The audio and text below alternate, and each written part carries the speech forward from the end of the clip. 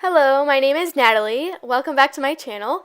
In today's video, we're going to be talking about the basics. We're going way back to the beginning. And I'm going to be doing my makeup routine while giving you the best tips to achieve that perfect makeup that you always longed for. If you want to learn a little bit more about your everyday makeup routine and just how to look flawless and beautiful, then just keep watching. Now the best part about this whole entire tutorial is that I'm using all affordable drugstore products. Now the first step is skincare. You can use as much makeup as you want, but if you don't prep your skin for makeup, it's not going to look as flawless as it could have been. Now it's always good to wash your face morning and night, especially in the morning, to make sure you get rid of all that excess dirt and oil and bacteria from the night before. Exfoliating is nothing more than removing the top layer of dead skin cells. It's a great way to brighten and perk up your complexion. I like to exfoliate my skin at least 3 times per week to make sure I have a flawless base for my makeup to go on nice and smooth and not cakey. Now I really like using a toner simply because it's like that extra boost of clean. It's really good for oily skin types as well as troubled skin. This specific toner is really good to really unclog the pores and swipe away any impurities that have been left behind, making sure your skin has a very nice clear complexion.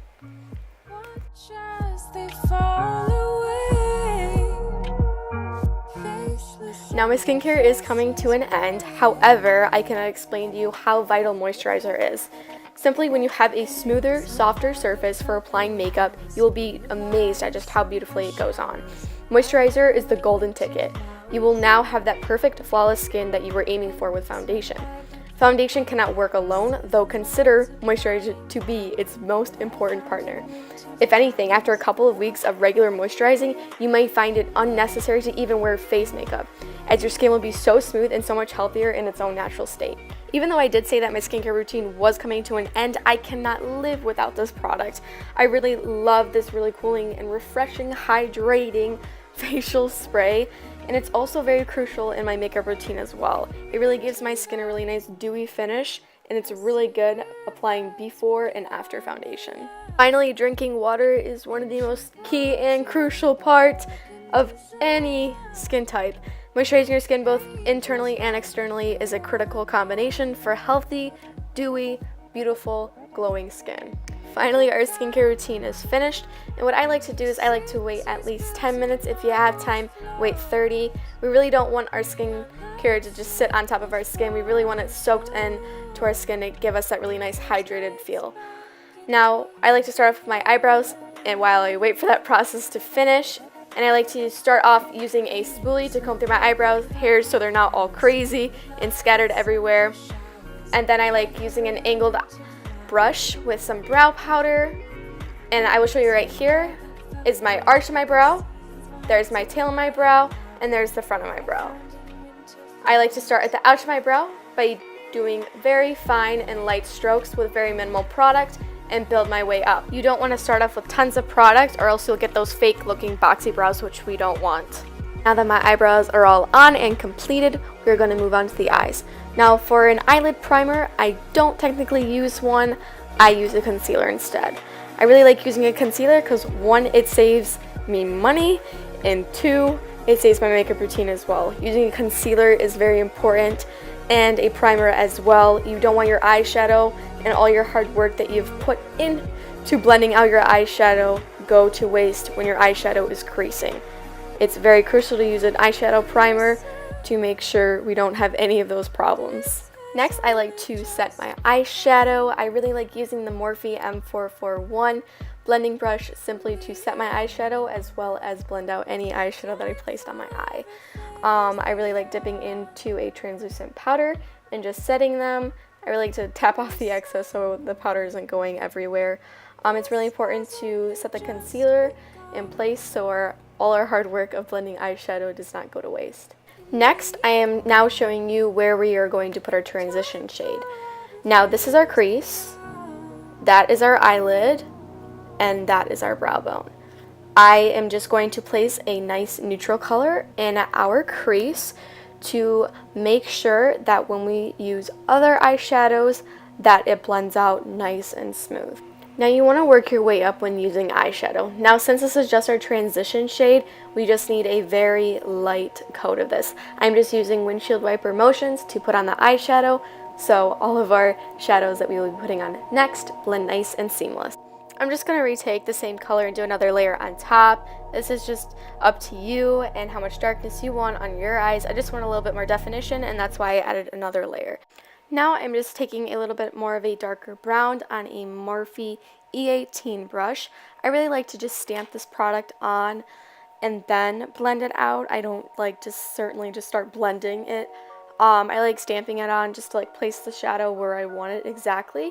And I like going back and forth between the Morphe M441 and the Morphe E18, just going back and forth with minimal product and working our way up. As you'll see throughout these clips, I will be just placing more and more darker shades, using the same exact motions, using the same exact brushes. Just follow these steps and your eyeshadow will be blended nice and seamless. The key to all eyeshadow is just blend and blend and blend and blend.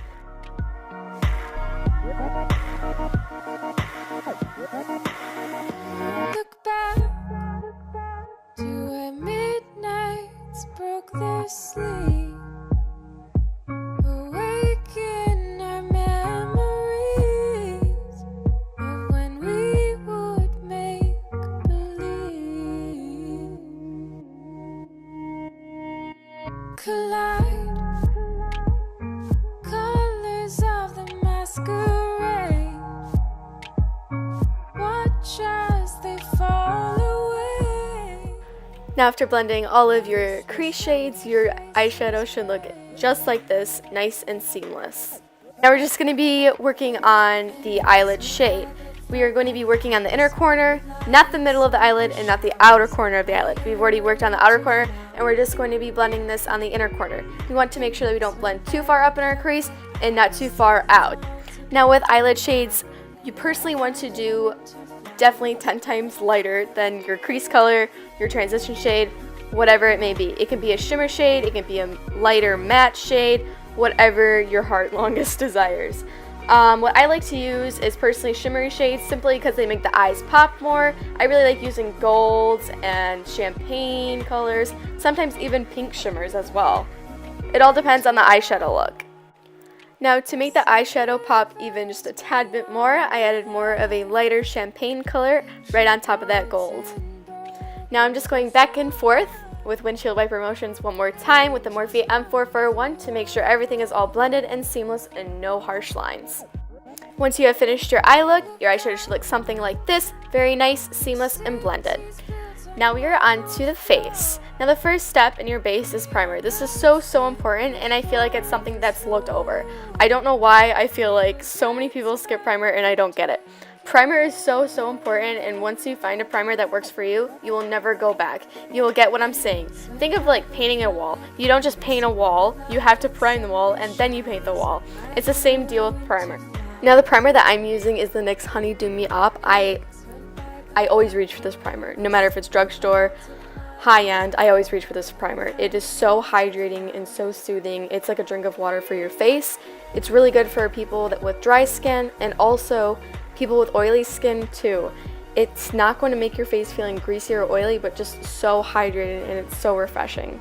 So now we are on to foundation, and this is the L'Oreal Pro Glow foundation. Again, not at all marketed towards oily skin. In fact, it says here normal to dry skin, and it is a hydrating foundation. But this looks absolutely incredible on my skin. It lasts all day long, and it's not making me oily or greasy or cakey in any way, shape, or form. It also did not oxidize, and what I mean by oxidize, it means that it changed a different shade. It did not do that, and I love that it didn't do that because I do have a lot of foundations in my kit that tend to oxidize a lot. And I just say I get compliments about my skin all the time, and I swear it's this foundation. It's not as full coverage as what people think it is. It's like a medium coverage. You can build it up to a full coverage. However, I like to keep it just the way it is at a medium coverage. As you see here, I am also using my Morphe blending sponge to blend in this foundation. I absolutely love using a beauty blender simply because it just gives me that more of a natural finish and not as caked on or way too full coverage. Like, I'm not looking for a full coverage look today. I just wanted to have a medium coverage and just make it look as natural as possible. Now, I don't know if you can tell or not, but I do not like putting foundation on my nose. My face is already greasy enough, and if I put foundation on my nose, it's just going to look cakey and gross and just slip off throughout the day, and it's not going to look cute at all. So I like to use as minimal products as I can around my nose. Now we are on to concealer, and when choosing a concealer, go about one shade lighter than your foundation. If you're applying concealer to dark or like red areas on your face, using one shade lighter than the rest of your makeup will help to even out those tones, but be wary not to go too much lighter or darker with the product though, as it can be a dead giveaway that you're wearing way too much makeup.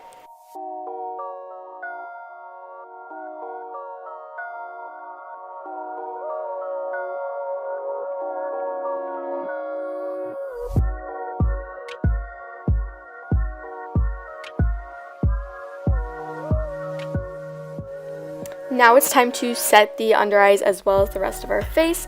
So the next products that are about to go on our skin don't look extremely patchy. And I mean, what can I say? This powder, I wish I've had this my whole entire life. It's actually mineral-based powder, and it's kind of translucent and kind of not. It does have a tint to it, but it does come in a bunch of different shades. It's really amazing for controlling shine, and even more amazing for just blurring out the skin and making it look like your Photoshop. It just looks so beautiful on the skin, and it lasts so well. Even if you've applied your foundation, you're thinking to yourself, oh gosh, it's not looking cute, and my face isn't looking cute.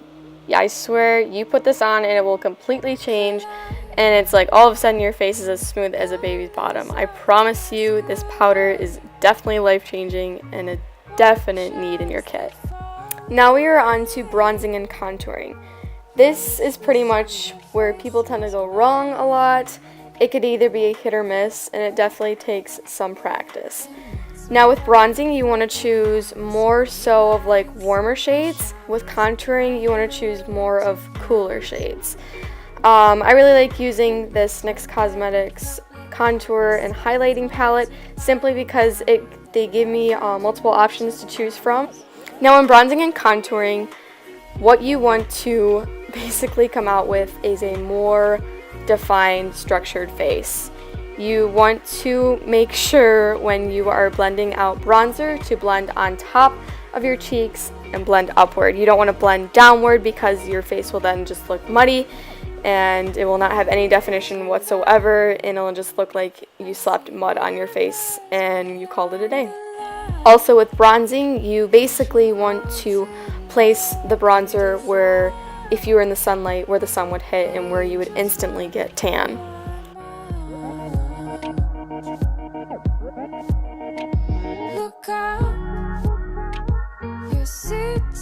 Now in contouring, I really like to boost my cheekbones, and I really love using a Morphe E8 detailed contour brush simply because I can lay it on its side and place the product and then turn it and buff it out, as you can see in this clip.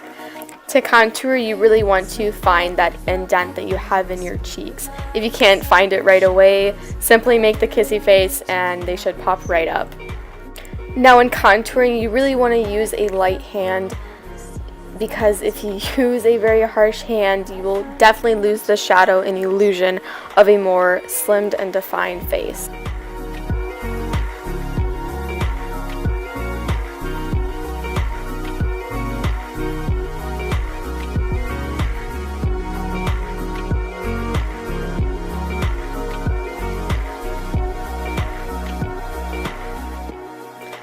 Now to add some more color back into our face and to make us more alive, we are now on to blush. And blush is more about a tone than a color for me. I really like natural tones, and I know that some people really go hit or miss with choosing a tone for them. I just prefer natural tones because I really don't care for like a purple tone blush on my face. I really like everything to look natural, and this blush really does it for me, and having a more rosy complexion is something that I like to aim for.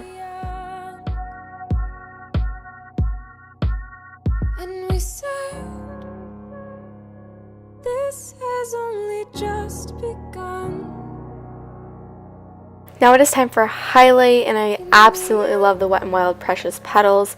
I live for this highlighter, and it's so inexpensive. It's just this very light gold color with a little bit of champagne, and it's just absolutely stunning.